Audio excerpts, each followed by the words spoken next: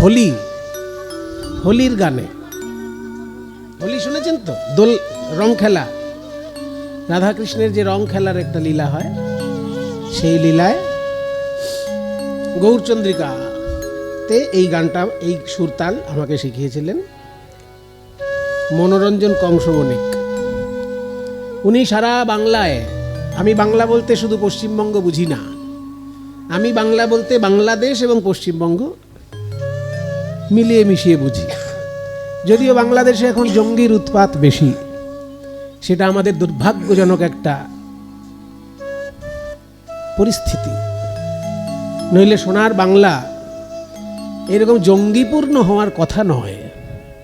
কারণ প্রেমের ঠাকুর গৌরাঙ্গ মহাপ্রভু প্রেম বিতরণ করেছেন ঘরে ঘরে, প্রত্যেকটি মানুষের হৃদয়ে প্রেম থাকার কথা। সেই বাংলা বিদেশি প্রভাবে জঙ্গি ভর্তি হয়ে যাচ্ছে, এটা আমাদের দুর্ভাগ্যজনক একটা পরিস্থিতি। নিশ্চয়ই ভগবান আমাদেরকে কৃপা করবেন, পৃথিবী জঙ্গি মুক্ত হবে, ভদ্রলোকে এবং ভক্ত লোকে পৃথিবী পরিপূর্ণ হবে, এই প্রার্থনা ভগবানের চরণে সবাই মিলে জানাই। তা নাহলে সোনার বাংলা বলতে পশ্চিমবঙ্গ এবং বাংলাদেশ মিলে সোনার বাংলা। সেখানে কাজী নজরুল ইসলাম ভক্তি সঙ্গীত লিখে অজস্র মানুষের মধ্যে ভক্তি প্রচারের ব্যবস্থা করেছেন। আর প্রেমের ঠাকুর গৌরাঙ্গ মহাপ্রভু, তিনি তো, তার কথা তো বলাই নেই, তিনি গোলকের প্রেম ভাণ্ডার এনে এই ভুলোকে বিতরণ করেছেন। কাজী হিন্দু সম্প্রদায়ের মধ্যে গৌরাঙ্গ মহাপ্রভু আর মুসলমান সম্প্রদায়ের মধ্যে কাজী নজরুল ইসলাম দুজনেই চেয়েছিলেন যে মানুষ তার মানবিকতার মন্ত্রে দীক্ষিত হোক, মানুষ প্রেমের মন্ত্রে দীক্ষিত হোক। এবার আমরা যদি প্রেমটাকে ভালো না বেশে হিংসাটাকে ভালোবাসি, তাহলে আমরা মানুষ আর থাকলাম না, পশুতে পরিণত হয়ে গেলাম। কারণ হিংসাবৃত্তিটা পশুর মনোবৃত্তি, আর প্রেমটা হচ্ছে উন্নত স্তরের মানুষের মনোবৃত্তি। উন্নত স্তরের মানুষ এই জন্য বলছি যে চাওয়া পাওয়ার ঊর্ধ্বে না উঠলে মানুষের হৃদয়ে বিশুদ্ধ প্রেম আসা সম্ভব নয়। চাওয়া পাওয়ার ঊর্ধ্বে উঠতে হবে। এটা আমার কথা নয়, আমি সবসময় গোস্বামীগণের কথাটাকে বাংলায় বলে ফেলি। এটা হচ্ছে আমার প্রতি ভগবানের একটা কৃপা। শ্রীপাদ রূপ গোস্বামী বলেছেন যে ভুক্তি মুক্তি স্পৃহা যাবৎ পিশাচীর হৃদি বর্ততে তাবৎ কৃষ্ণ সুখস্যাস্য কথমভ্যুদয় ভবেৎ। ভুক্তি মুক্তি স্পৃহা, ভুক্তি মানে ভোগ, ভালো জামা কাপড় চাই, ভালো খাবার চাই, গরমকালে এসি চাই আর শীতকালে হিটার চাই, এগুলোকে বলে ভোগ। আর মুক্তি, আমি কিছুই চাই না, পরমাত্মার সঙ্গে আমার জীবাত্মার মহামিলন কি করে হবে সেই কঠোর সাধনার প্রচেষ্টা করা, এটা হচ্ছে মুক্তি স্পৃহা। জীবাত্মা দেহটার মধ্যে আবদ্ধ আছে বলে যত জ্বালা যন্ত্রণা, ঝুট ঝামেলা, তাই না বাবা? আত্মাটা যদি দেহের মধ্যে আবদ্ধ না থাকে তাহলে আর ঝামেলা কিসের? খিদে নাই, ঘুম নাই, চাওয়া নাই, পাওয়া নাই, কিছুই নাই। কিন্তু আত্মাটা যতক্ষণ দেহের মধ্যে ছটপট করছে, তখনই তো আমার দেহ খেতে চাইছে, ঘুমোতে চাইছে, হ্যাঁ, সহধর্মিনী চাইছে, বাচ্চা চাইছে, নাতি চাইছে। কেন চাইছে? আত্মাটা দেহের মধ্যে আছে বলে।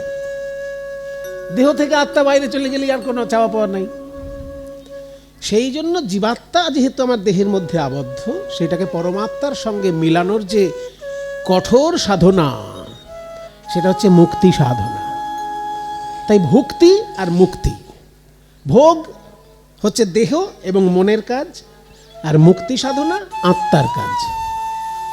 রূপ গোস্বামী বলছেন কি, যে ভোগের সাধনায় যারা মত্ত তারাও বিশুদ্ধ ভক্তি পাবে না, আবার মোক্ষ সাধনায় যারা মত্ত তারাও নাকি বিশুদ্ধ ভক্তি পাবে না। তো আরো এক কাঠি উপরেরই বাবা। ভোগের সাধনায় মত্ত যারা, তারা ভক্তি পাবে না, এটা ঠিক আছে, মেনে নেওয়া যায়। কিন্তু ভোগ ত্যাগ করে যারা ত্যাগের পথে এগিয়ে মুক্তির সাধনা করছে, তারাও নাকি ভক্তি পাবে না। কত বড় একটা কথা বলেছেন রূপ গোস্বামী। ওনারা কোন স্তর থেকে কথা বলেন, সে আমাদের মতন সাধারণ মানুষের বোঝা বড় কঠিন হয়ে যায়। উনি বলছেন ভক্তি মুক্তি স্পৃহা, ভোগের স্পৃহা এবং মুক্তির স্পৃহা, এই দুটো স্পৃহাকে পিশাচি বলছে। মানে পেতনি, ডাইনি, এগুলোকে আমরা ভয় পাই না, ওই পেতনি ডাইনি এই বলছে ভোগ বাসনা এবং মোক্ষ বাসনাকে। আরে বাবা, মোক্ষ সাধনা তো খুব কঠিন। ভোগ থেকে নিজেকে মুক্ত করে ঈশ্বরের জন্য চিন্তা করা বা পরমাত্মার সঙ্গে জীবাত্মার মিলন ঘটানোর যে সাধনা, এটি সহজ ব্যাপার নাকি? কিন্তু বলছে সেটাতেও ভক্তি পাওয়া যাবে না। ভক্তি মুক্তি স্পৃহা যাবৎ পিশাচি হৃদি বর্ততে, হৃদি মানে হৃদয়ে, বর্ততে মানে বিরাজ করে, তাবৎ সেই পর্যন্ত কৃষ্ণ সুখস্য অস্য, এই কৃষ্ণ সুখের কথম অভ্যুদয় ভবেত, কিভাবে অভ্যুদয় হবে? কৃষ্ণ সুখ পেতে গেলে ভোগ বাসনা থাকা চলবেই না, এমনকি মোক্ষ বাসনাও নাকি থাকা চলবে না। কত বড় কথা! তাহলে আমরা যে ভোগ বাসনা চাই দেহটার সুখের জন্য, মনের সুখের জন্য, আর মোক্ষ বাসনা চাই আত্মার সুখের জন্য। আত্মা যেহেতু দেহের মধ্যে বদ্ধ থাকে তাই তার কষ্ট। জঙ্গলের বাঘ, তাকে যদি একটা খাঁচায় ভরে দেওয়া হয় তার যে অবস্থা হয়, রোজ 1 কেজি করে শুধু মাংস দিলে হবে? তার যে ছুটে একটা শিকার ধরে খাওয়ার যে একটা আনন্দ, সেটা ওই 1 কেজি মাংস বসে বসে খেয়ে নিলে তার আনন্দ হবে কি? হবে না। তাই জঙ্গলের মুক্ত বাঘকে ধরে খাঁচার মধ্যে ভরলে তার যেমন প্রাণটা ছটপট ছটপট করে, কেজি কেজি মাংস খেলেও সে যেন সুখে থাকে না, অশান্তিতে থাকে। ঠিক তেমনি আমাদের আত্মা এই দেহটার মধ্যে যতক্ষণ আবদ্ধ থাকে সে মুক্তির জন্য ছটপট করে। সেই মুক্তি সাধনাটাই ভোগ সাধনার থেকে অনেক উপরে। কিন্তু সেটাতেও কৃষ্ণ ভক্তি হবে না। বলছে কেন না, সেখানে সেবাবোধ থাকে না। সেবাবোধ যদি না থাকে, সেবা বাসনা যদি না থাকে, তাহলে তো কৃষ্ণ সুখ পাবে না সে। তাই মুক্তি লাভের জন্য সাধনা করাটা ভালো জিনিস, খারাপ নয়, কিন্তু তাতে কৃষ্ণ ভক্তি লাভ হবে না। এটা রূপ গোস্বামীর মত। এই মত উনি কোত্থেকে পেলেন? এটা চৈতন্য মহাপ্রভুর থেকে পেলেন। কারণ চৈতন্য মহাপ্রভু তাকে শিক্ষা দিয়েছেন, রূপ গোস্বামীকে অনেক শিক্ষা দিয়েছেন। যা যা মহাপ্রভু বলেছেন রূপ গোস্বামীকে, রূপ গোস্বামী সেই সমস্ত কথা 2টি গ্রন্থের মধ্যে লিপিবদ্ধ করে রেখেছেন। 2টি গ্রন্থের মধ্যে, একটা হচ্ছে ভক্তি রসামৃত সিন্ধু, আর একটা হচ্ছে উজ্জ্বল নীলমণি। আপনাদের এই বহরমপুর থেকে উজ্জ্বল নীলমণি প্রথম প্রকাশিত হয়েছিল 120-25 বছর আগে। হ্যাঁ, বিশ্বনাথ চক্রবর্তীর টিকা সহ বেরিয়েছিল এই বহরমপুরের মাটি থেকে। তখনকার দিনে রাজারা তাদের অর্থ ধর্ম সেবায় নিযুক্ত করতেন, সেই জন্য রাজাদের আনুগত্যে অর্থ খরচা হয়েছিল। আর কঠোর পরিশ্রম যারা করেছিলেন তারা হচ্ছেন পণ্ডিত বৈষ্ণব। রামনারায়ণ বিদ্যারত্ন বলে একজন ছিলেন, তিনি এই গ্রন্থগুলি প্রকাশ করেছিলেন। প্রথম পুঁথি থেকে বই আকারে যে ছাপা এই সব শাস্ত্রগ্রন্থ এই বহরমপুর থেকে, রাধারমণ যন্ত্র বলে একটা প্রিন্টিং মেশিন ছিল এখানে বহরমপুর, রাধারমণ যন্ত্র তার নাম, যন্ত্রটার নামই রাধারমণ যন্ত্র। তাতে ওই শাস্ত্র বই ছাড়া অন্য বই প্রকাশ হতো না। সেই জন্য গৌড়ীয় বৈষ্ণবগণের মূল্যবান সব গ্রন্থ এইখান থেকে বেরিয়েছিল, ওই রাধারমণ যন্ত্র থেকে। যেমন বিভিন্ন টিকা সহ শ্রীমদ্ ভাগবত, তারপরে এই যেটার নাম বললাম উজ্জ্বল নীলমণি, এই গ্রন্থটি। তাছাড়াও আরেকটি আছে পদামৃত, শ্রীনিবাস আচার্য প্রভুর লেখা পদামৃত সমুদ্র। পদামৃত সমুদ্র মানে বৈষ্ণব পদাবলীর একটা সংকলন, এবং সেই পদগুলোর আবার সংস্কৃত ভাষায় টিকা রচনা করেছিলেন উনি। উনি ছিলেন মহারাজা নন্দকুমারের গুরুদেব। মহারাজা নন্দকুমারের নাম তো শুনেছেন, মুর্শিদাবাদের মানুষ যখন, মুর্শিদাবাদ কেন, বাঙালি মাত্রই শুনবে, কারণ ব্রিটিশরা ওনাকে চক্রান্ত করে ফাঁসি দিয়েছিলেন। সেই মহারাজা নন্দকুমারের গুরুদেব ছিলেন শ্রীনিবাস আচার্য প্রভু। রাধামোহন ঠাকুর শ্রীনিবাস আচার্যের বংশধর। রাধামোহন ঠাকুর তিনি ছিলেন এই মহারাজা নন্দকুমারের গুরুদেব। সেই রাধামোহন ঠাকুরের লেখা যে গ্রন্থ পদামৃত সমুদ্র, এবং সেই পদামৃত সমুদ্রের আবার সংস্কৃত টিকা তিনি রচনা করেছিলেন। সেটা প্রথম সংস্করণ এই বহরমপুর থেকেই বেরিয়েছিল, কিন্তু সংস্কৃত টিকা সবার বোঝা সম্ভব না। সেই জন্য আরও সুন্দর করে বইটা পরে একজন গবেষণা করে প্রকাশ করেছিলেন কলকাতা বিশ্ববিদ্যালয় থেকে। তাই কলকাতা বিশ্ববিদ্যালয় থেকে সেই বইটি পরে গবেষণা করে বেরিয়েছে। কাজেই আপনাদের এই বহরমপুর ছিল সেই পদাবলী সাহিত্য এবং বৈষ্ণব শাস্ত্র সাহিত্যের একটা বিরাট বড় গবেষণা কেন্দ্র। তা মহাপ্রভুর যে ভাবধারা আমরা শুনলাম, যে কথাটা বলতে যাচ্ছিলাম, আমাকে শিখিয়েছিলেন হোলির গানে মনোরঞ্জন কংস বণিক। তো এই মনোরঞ্জন কংস বণিক আমাকে শিখিয়েছিলেন সচির দুলারে খেরত রঙ্গে হরি। এই গানটায় এই সকালের রাগে, মানে এটার নাম দিয়েছিলেন গান্ধারী, মানে আশাবরীর কাছাকাছি এর সুরের কাঠামো, আশাবরী কাছাকাছি এর সুরের কাঠামো। আশাবরীটাকেই প্রাচীনকালে গান্ধারী আর আশাবরী খুব কাছাকাছি রাগের রূপ আর কি। সচির দুরারে খেলাত ও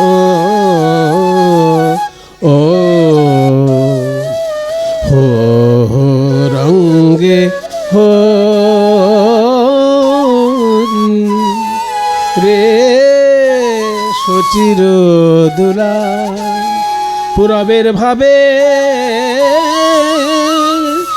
বিভোর হলো ভাবনিধি প্রভু আমার। পূরবের ভাবে বিভোর হলো সচির দুলারে খেলাত ও হো রঙ্গে হো। বাড়িতে হবে না, এই সুরটা আর কি উনি মনোরঞ্জন কংস বণিক শিখিয়েছিলেন। তো উনি তো আজকে আর শরীরে নেই, সেই জন্য ওনার একটু সুর আজকে সুযোগ পেলাম, একটু চর্চা করে নিলাম, ওনার আত্মা শান্তি পাবেন। কারণ আমরা তো বিশ্বাস করি যে যদি কেউ মারা যায় তার শরীরটা মারা যায়, তার আত্মার তো মৃত্যু হয় না। সেই জন্য আত্মা কিন্তু থাকেন, এবং তার প্রিয় জিনিস কোথাও হলে সে কিন্তু আশেপাশে ঘোরাফেরা করবে। এইটা আমাদের বিশ্বাস, বা বহুবার প্রমাণিত হয়েছে যে আত্মা থাকে এবং তার প্রিয় বিষয় কোথাও চর্চা হলে সেই আশেপাশেই সে থাকে। তাহলে আমি যে গানটা আজকে গাইছিলাম, যদি গৌরাঙ্গ না হইতো কিমেনে হইতো কেমনে ধরিতাম দে, রাধার মহিমা প্রেম রস সীমা জগতে জানাতোকে। এবার ছোট একতালি বাজো। রাধার মহিমা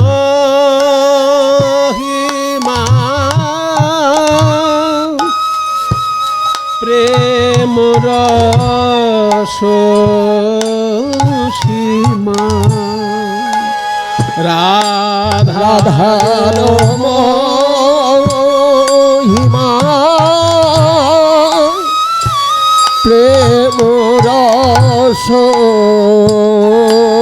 সীমা, শ্রীরাধার মহিমা প্রেম রস সীমা, শ্রীরাধার মহিমা প্রেম রস সীমা। এই জগতে যা জানাই তো কে গো, জগতে জানাত কে গো এই জগতে জানাত কে গো কেবা জানাতো বলো বলো কেবা জানাতো সোনার গৌর যদি নয় আসিত কেবা জানাতো সোনার গৌর যদি নাই আসিত কেবা জানাতো গৌর যদি নয় আসিত কেবা জানাতো সোনার গৌর যদি নাই আসিত কলি জীবের দশা হেরে গৌর গৌর নাই আসিত গৌর যদি নাই আসিত দশা হেরে গৌর যদি নাই আসিত দশা আমার গৌর যদি নাই আসিত কেবা জানাতো জগতে জানাতো কে গো এই জগতে জানাতো কে গো রাধার মহিমা প্রেম রস সীমা জগতে জানাতো কে? শ্রী রাধারানী সম্পর্কে মানুষ তো সচেতন ছিল না। ও মায়েরা, সিনেমায় যেমন নায়িকা হয় সেই রকমই রাধারানীকে একটা সাধারণ নায়িকা ভেবে মানুষ অন্য 5টি মেয়ের সঙ্গে রাধারানীকে এক বলে মনে করত। কিন্তু মহাপ্রভু এসে জানালেন যে রাধারানী নায়িকা তো বটেই, নায়িকা তো তিনি বটেই, নায়িকার শিরোমণি রাধারানী, কিন্তু তিনি দেখতে নায়িকা অথচ স্বরূপে ঈশ্বরী। স্বরূপে তিনি ঈশ্বর, দেখতে নায়িকা। যেমন মা দুর্গা দেখতে মা কিন্তু স্বরূপে ঈশ্বর, মহাশক্তি জগতের। ঠিক তেমনি রাধারানী দেখতে নায়িকা, প্রিয়তমা হিসেবে তিনি পূজিতা, প্রিয়তমা হিসেবে তিনি বন্দিতা, তিনি কীর্তনের মধ্যে সঙ্গীতা, তাকে প্রিয়তমা হিসেবেই দেখা হয়, কিন্তু তিনি হচ্ছেন মহাশক্তি। সমস্ত দেবীর ঊর্ধ্বে তিনি একথাও বলেছেন যে রাধিকা পরদেবতা, দেবী কৃষ্ণময়ী প্রক্তা রাধিকা পরদেবতা। হ্যাঁ, সর্বলক্ষ্মী সম্মোহিনী পরা, সর্বলক্ষ্মীময়ী সর্বকান্তি, তিনি সর্বলক্ষ্মীময়ী। মা লক্ষ্মী যেমন, তেমনি এই লক্ষ্মীর মতো যত আরো দেবী আছেন সমস্ত লক্ষ্মীরই ঊর্ধ্বে শ্রীমতী রাধারানী। এটা শাস্ত্রে বলছে, সর্বলক্ষ্মীময়ী আবার সর্বকান্তি, সম্মোহিনী পরা, তিনি পরম সম্মোহিনী রূপা। কারণ শ্রীকৃষ্ণের রূপে সারা বিশ্ব ব্রহ্মাণ্ড মোহিত, আর সেই শ্রীকৃষ্ণ রাধারানীর রূপে মোহিত।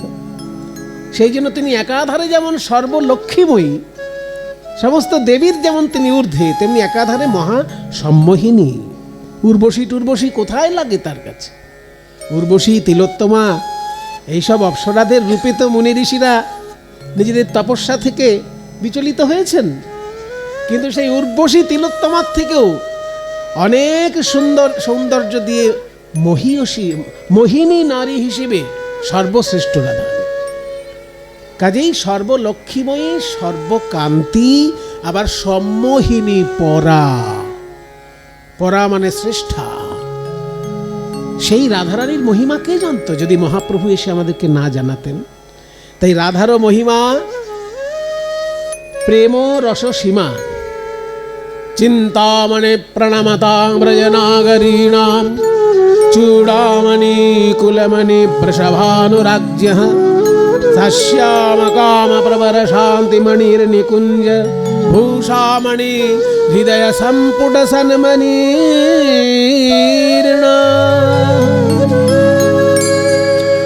এই শ্লোকটা যে বললাম, এই শ্লোকটি রাধারানী সম্পর্কে লিখেছেন গোপাল ভট্টের কাকা, তার নাম হচ্ছে প্রবোধানন্দ সরস্বতী।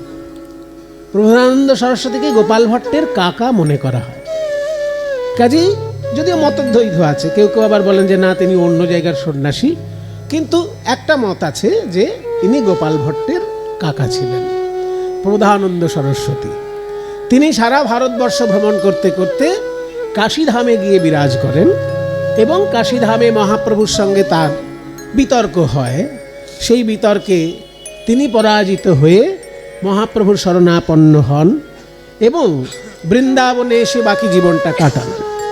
তো বৃন্দাবনে যখন প্রবোধানন্দ সরস্বতী এসেছিলেন, তিনি বৃন্দাবনে রাধারানীর মহিমা উপলব্ধি করে, রাধারানীকে জানতে পেরে, রাধারানীকে বুঝতে পেরে এবং রাধারানীকে ভালোবেসে তিনি প্রায় 350 শ্লোক রাধারানী সম্পর্কে লিখেছেন। সেটার নাম হচ্ছে রাধা রস সুধা নিধি। একটা গ্রন্থ শুধু রাধারানী সম্পর্কে শ্লোক, সেটার নাম হচ্ছে রাধা রস সুধা নিধি। আপনারা একটু খোঁজ খবর নেবেন, এগুলো লাইব্রেরিতে গিয়ে সার্চ করবেন, কারণ কিনে পড়া সবার সাধ্যের মধ্যে নাও হতে পারে। রাধাকুণ্ডের বিশিষ্ট বৈষ্ণবাচার্য অনন্ত দাস বাবাজি মহারাজের ব্যাখ্যাযুক্ত অপূর্ব গ্রন্থ। ওনার ব্যাখ্যাগুলো খুব সুন্দর, প্রত্যেকটি শ্লোক একদম ধরে ধরে উনি ব্যাখ্যা করেছেন। রাধা রস সুধা নিধি, সেইখান থেকে এই শ্লোকটা আমি বললাম। চিন্তামণি প্রণমতাং ব্রজনাগরীণাং চূড়ামণি কুলমণি বৃষভানুরাজ্ঞ। চিন্তামণি এসছে? আচ্ছা, চিন্তামণি প্রণমতাম, চিন্তামণি প্রণমতাম মানে যারা প্রণাম করবে রাধারানীকে, তাদের কাছে চিন্তামণি স্বরূপ তিনি। চিন্তামণি মানে কি? মণি মানে রত্ন, আর চিন্তা মানে চিন্তা। যে রত্নের কাছে কিছু চিন্তা করা মাত্রই পাওয়া যায়। আমি চিন্তা করছি আমার একটা কি চাই বলো, রাজদীপ চিন্তা করছে আমার একটা সোনার খোল হলে ভালো হয়। এই মাটির খোল বাজাতে বাজাতে আর কত বাজাবো, ভাবছে একটা সোনার খোল হোক। এই যে চিন্তা করলো, সঙ্গে সঙ্গে একটা সোনার খোল হাজির। এই রকম যদি কোনো রত্নের ক্ষমতা থাকে, সেই রত্নটার নাম চিন্তামণি। মণি মানে রত্ন, চিন্তা, চিন্তা করা মাত্রই দিয়ে দিতে পারে। এমন রত্ন আছে, স্বর্গে থাকে, আমাদের ধরাছোঁয়ার বাইরে। হ্যাঁ, চিন্তামণি একে বলে। তা প্রবোধানন্দ সরস্বতী বলছেন, শ্রীমতী রাধারানী এমন রত্ন যে তাকে প্রণাম করলেই তিনি চিন্তামণি স্বরূপ তার কাছে প্রকাশিত হন। যা চিন্তা করবে তাই পাবে রাধারানীর কাছে। তবে আমাদের চিন্তার মধ্যে তো একটা সীমা পরিসীমাও থাকা উচিত। সীমা না থাকলে চিন্তার কি অবস্থা হয় জানেন তো? যদি লাগাম ছাড়া চিন্তা ভাবনা করেন, তাহলে নিজের জালে, হ্যাঁ মাকড়সার মতো নিজের জালে নিজে জড়িয়ে মরতে হয়। তার একটা সুন্দর উদাহরণ দিয়ে আছে আমাদের গুরু পরম্পরায়। শ্রী রাধারমণ চরণ দাস দেব মহাশয় একটা সুন্দর গল্প বলেছেন। রাধারমণ চরণ দাস দেব একটা সুন্দর কাহিনী বলেছেন এই চিন্তামণি সম্পর্কে, যে দেখো, জয় জয় শ্রী গুরু প্রেম কল্পতরু। তোমরা গান করো না, যে গুরুদেবের জয়ধ্বনি দেওয়ার সময় বলা হয় গুরু হলো কল্পতরু। হ্যাঁ, আবার বৈষ্ণবের প্রণামে কি বলা হয়? বাঞ্ছা কল্পতরুভ্যশ্চ কৃপা সিন্ধুভ্য এবচ। তাহলে বৈষ্ণব হলো বাঞ্ছা কল্পতরু, আর শ্রী গুরুদেব হলেন প্রেম কল্পতরু। একদিকে গুরু, একদিকে বৈষ্ণব, এই দুইজনের আশ্রয়ই তো ভক্তি ধর্ম। দুটো কল্পতরু আছে বাবা। একটা কল্পতরুর নিচে দাঁড়িয়ে কিছু কল্পনা করলেই পাওয়া যায়। আর আমার এমন সৌভাগ্য যে দুটো কল্পতরু পেয়ে গেছি। একজন হলেন গুরু, তিনি হলেন প্রেম কল্পতরু, আর একজন হলেন বৈষ্ণব, তিনি হচ্ছেন বাঞ্ছা কল্পতরু। তো এই দুটো কল্পতরুর আশ্রয় যখন পেয়েছো ভাই, কল্পনা করলেই পাবে, তবে কল্পনা যেন লাগাম ছাড়া না হয়। এইটা আর কি রাধারমণ চরণ দাসদেব বলেছেন, যে লাগাম ছাড়া কল্পনা কীরকম। এবার একটা মজার গল্প। একজন ভিখারি ভিক্ষা করতে করতে 50-60 বছর বয়স হয়ে গেল। এবার ভাবছে যে ধুর বাবা, সারা জীবন ভিক্ষে করে করে আর ভালো লাগে? হ্যাঁ, আর ভিক্ষে করতে ভালো লাগে বলে? এরকম লোকের কাছে গালি গালাজ খেয়ে 2 পয়সা পাওয়া, তারপর খাওয়া দাওয়া, এই অসম্মানের জীবন আর ভালোই লাগে না। এরকম ভিক্ষা করতে করতে কল্পতরুর তলায় এসে সে পড়েছে। এবার কল্পতরুর তলায় সে চিন্তা করছে, এই ভিক্ষে টিক্ষে না করে আমার যদি একটু সুখের জীবন হতো, এখনো যদি একটা খাট এইখানে হতো, চন্দন কাঠের খাট, আমি একটু ভালো করে শুতাম। এবার ভাবার সঙ্গে সঙ্গে দেখছে পেছনে একটা চন্দন কাঠের খাট চলে এসেছে। উমা, সত্যিই তো কাঠ থেকে তো চন্দনের গন্ধ বেরোচ্ছে গো, এই কি করে হলো? চন্দন কাঠের খাট চলে এসেছে। আর খাটে কি শুধু খালি পেটে কি আর ঘুমানো যায়? একটু খাওয়া দাওয়া ভালো নাহলে ঘুমাবো কি করে? খেলে পরে তবে তো ঘুমটা আসে। খেলে পরেই ঘুম কেন আসে জানেন? এর বৈজ্ঞানিক ব্যাখ্যা আছে, সবই জানা উচিত। একটা মানুষ জীবন জন্মে বারবার কি আর জানতে পারবো? ওই জন্য একবার জন্ম নিয়েছি যখন, যতটা পারি জেনে নি। খেলেই কেন ঘুম আসে? মজার ব্যাখ্যা আছে, বৈজ্ঞানিক ব্যাখ্যা, যে আমরা যখনই খাওয়া দাওয়া করি, আমাদের পাকস্থলীর আশেপাশে রক্তগুলো তখন চলে যায়। খাবারটা হজম করানোর জন্য রক্ত মাথা থেকে পাকস্থলীর কাছে চলে যায়। মাথা থেকে যেহেতু রক্ত কমে যায়, ওই জন্য হ্যাঁ, এটা হচ্ছে বিজ্ঞান। মাথা থেকে যেহেতু রক্তটা মাইনাস হতে লাগলো, তখন মাথা আস্তে আস্তে ঝিমিয়ে আসলো, আর মাথা ঝিমলেই ঘুম আসবে। ওই জন্য খাবার পরেই ঘুম পায়। তাহলে যখন এরকম বলছি, যদি খাওয়া দাওয়াটা হতো তাহলে ঘুমটা বেশ জমতো। চিন্তা করার সঙ্গে সঙ্গে একদম খাগড়াই কাঁসার থালায়, খাগড়াই কাঁসা, সেই থালায় সুন্দর সুন্দর খাবার, বাটিতে নানা রকম খাবার এসে হাজির। যা যা প্রিয় খাবার ওনার সব এসে গেছে।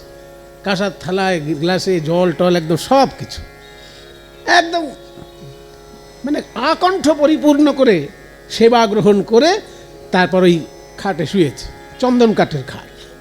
এবার ভাবছে, আহা হা, কি সুখ! ভিখিরির জীবনে এরকম সুখ তো জীবনে পাইনি রে বাবা। এত দামি খাবার, তারপর আবার চন্দন কাঠে ঘুমোচ্ছি, নাকে তখন চন্দনের গন্ধ ফুরফুর করছে একদম। এই সময় যদি একটা সুন্দরী মেয়ে এসে আমার পদসেবা করতো, কত আরাম হতো। এই চিন্তা করার সময় কোত্থেকে হাজির এক সুন্দরী মেয়ে, সেও পদসেবা করতে শুরু করে দিল। এইবার ভিখারি, ওই যে বললাম লাগাম ছাড়া চিন্তা যদি করে, এইবার হঠাৎ ভিখারি ভাবছে, এই খোলা জায়গায় চন্দন কাঠে ঘুমোচ্ছি, একটা সুন্দরী মেয়ে এসে আমার পদসেবা করছে, এই সময় যদি একটা বাঘ চলে আসে। এই যে ভাবা, যে এই সময় যদি বাঘ চলে আসে, যেই ভাবলো অমনি কোত্থেকে সুন্দরবনের বাঘ সবে ছাড়া পেয়েছে খাঁচা থেকে। ওই যে বাঘ সুন্দরবন থেকে ছাড়া পেয়েছে, এইবারে সে ঘাটটি মোটকে দিয়ে জীবন শেষ। ওই জন্য বলছে যে শ্রীমতী রাধারানী হচ্ছেন চিন্তামণি স্বরূপা, তাকে প্রণাম করলেই তিনি চিন্তা অনুসারে দান করেন। কিন্তু আমাদের চিন্তার মধ্যে একটা লাগাম থাকতে হবে।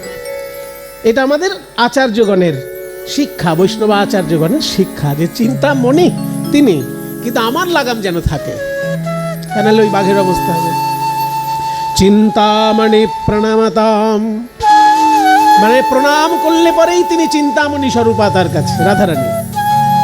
ব্রজনাগরীণাম চূড়ামণি, ব্রজনাগরীগণের কাছে তিনি চূড়ামণি স্বরূপা। ব্রজনাগরী, এখানে নাগরী মানেই নায়িকা। যে মেয়ে দেখতে সুন্দর হয়, রূপচর্চা করে, গুণচর্চা করে, রূপ গুণ উভয়ের সমান চর্চা করে, তবে সে নাগরী হবে। শুধু রূপ চর্চা করলো, গুণের দিকে কিছুই নাই, তাহলে তো সে একটা সেই কাঠপুতুলের মতন শুধু সেজে গুজে খাটের উপর বসে থাকা ছাড়া তার কোনো কাজ নেই।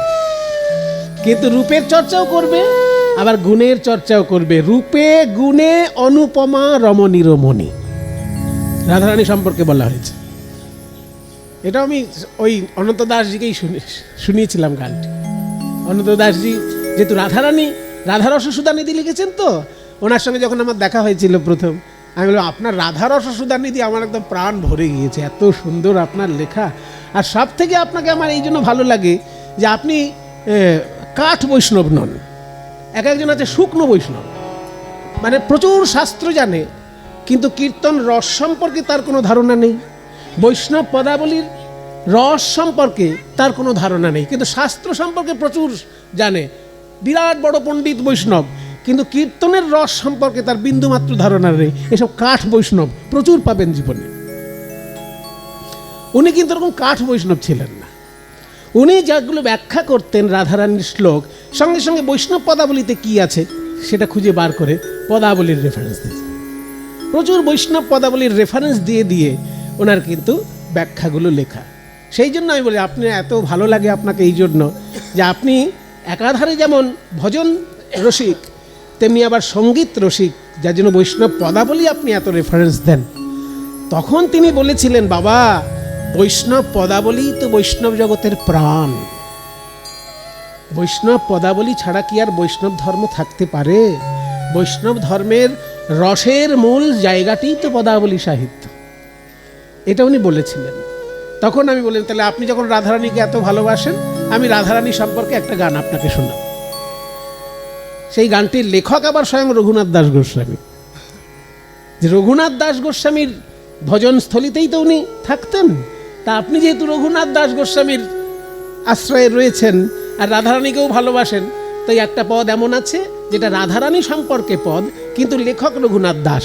সেই পদটি আমায় শিখিয়েছিলেন মনোরঞ্জন ভট্টাচার্য, রবীন্দ্র ভারতী বিশ্ববিদ্যালয়ের শ্রীখোলের অধ্যাপক ছিলেন, কিন্তু প্রচুর কীর্তন জানতেন। তিনি শিখিয়েছিলেন এই গানটি। চন্দ্রবদনী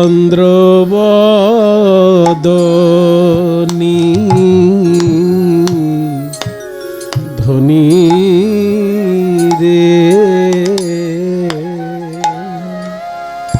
ধনী রমণীর মনি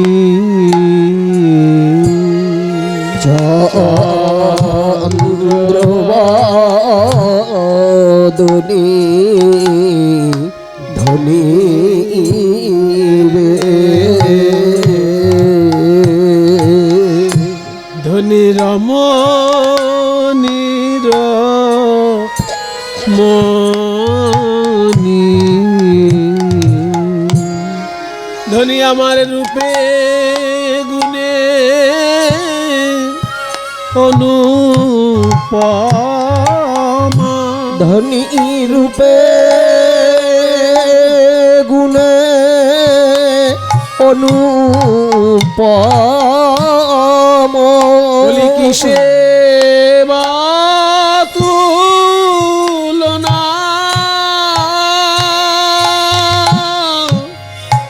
দিব গো ধনী রূপে গুণে অনুপম কিসে বা তুলনা দিব গো রূপে গুণে অনুপমা কিসে বা তুলনা ধনী আমার রূপে যেমন গুণে তেমন কিসে বা তুলনা ধনী আমার রূপে যেমন গুণে তেমন বলি রাজনন্দিনী রাই কিশোরী রূপে যেমন গুণে তেমন বলি রাজনন্দিনী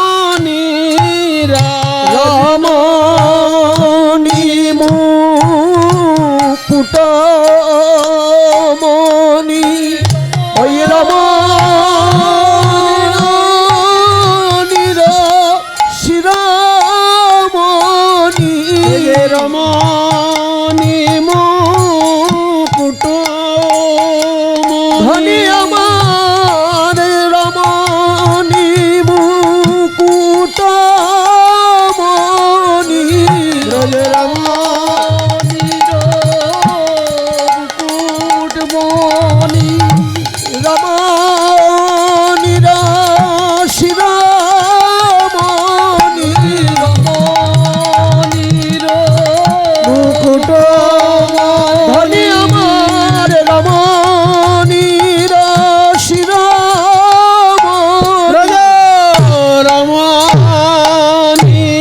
মুকুট ওই রমণীর শিরোমণি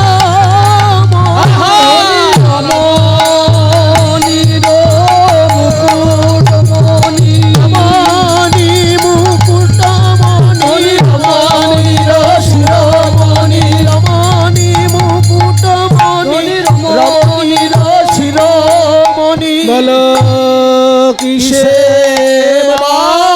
তুলনা দিব গো রূপে গুণে অনুপম রমণীর মণিরাজ নন্দিনী রমণীর শিরোমণি ধনী রমণী শির রাই ধনী রমণীর রাই ধনী রমণী শিরোমণি ধন্যা ধনী রমণীর শিরোমণি রমণীর ধনী রমণীর শিরোমণি রমণী মণি চন্দ্রবদনী ধনী রে। এই গানটি আমার সৌভাগ্য হয়েছে। রাধাকুণ্ডের মহান্ত ছিলেন তিনি, পুরো রাধাকুণ্ডের বৈষ্ণব সমাজের তিনি মাথার মণি ছিলেন অনন্ত দাসজি।